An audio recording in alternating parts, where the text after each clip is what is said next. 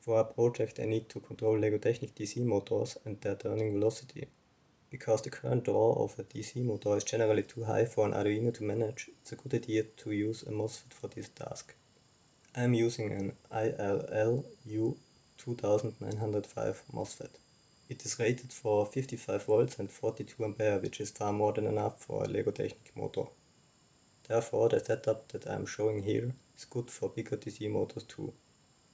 But then don't do it on a breadboard and solder some metal to the MOSFET for cooling.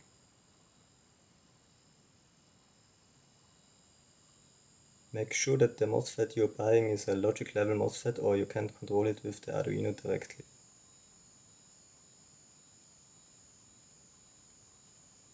To control the speed I turn a potentiometer. The rotational speed of a DC motor is directly dependent of its input voltage.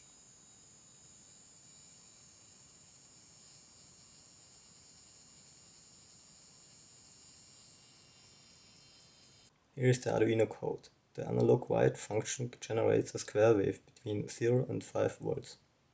At the number 255 it will be only at 5 volt, at the number 0 it will be only at 0 volt.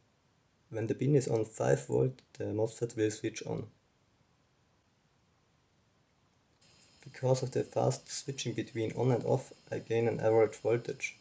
So even though the input voltage here on the MOSFET is 9 volt for the LEGO Technic motor, 4 volt or 7 volt for example can be obtained to control the speed of the motor.